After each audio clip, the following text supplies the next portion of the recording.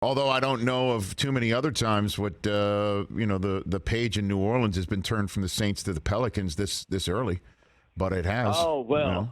I mean, yeah, that is true. We have to remember they didn't have a basketball team at the time, but there was that whole era of the Aints. I don't know if you realize this, but I hate the Saints with the fire of 1,000. I know that. I used to root for the Falcons, but I keep hating the Saints.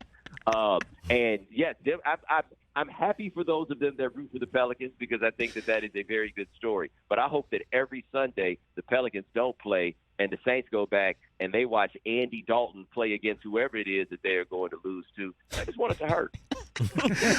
Bomani, I was saying this, was it just yesterday, guys? Talking about that Falcons-Saints is the most hate-fueled rivalry in sports that nobody talks about.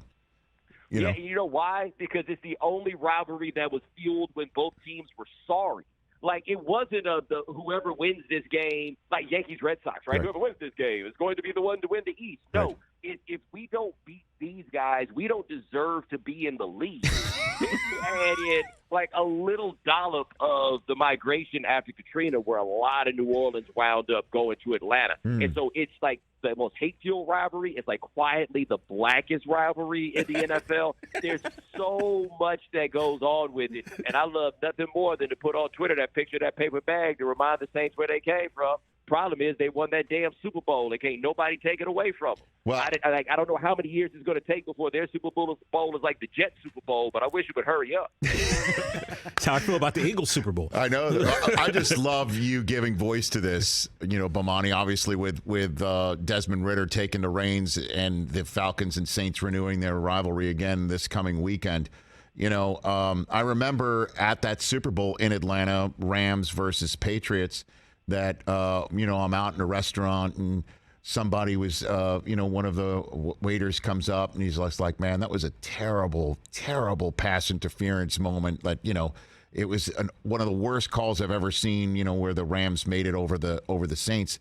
And then he leans in and he goes, but I'm so glad that no New Orleans Saints fans are coming to this town this weekend. Except they did. They did. I was there for that Super Bowl, and I have pictures of them. They actually showed up. They bought those tickets too early, and they were like, damn it, I'm still going to come. And I'm glad they got what I got, the most boring Super Bowl ever, where I'm sitting next to Pablo, and at some point he looks at me and was like, wow, a commercial would be great right now.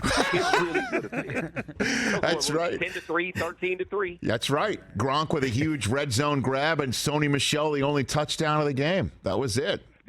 That I did not see because I was sitting behind two Patriots fans who were so nervous they stood up every time the Patriots had the ball and did not sit down. Oh, boy, down in front.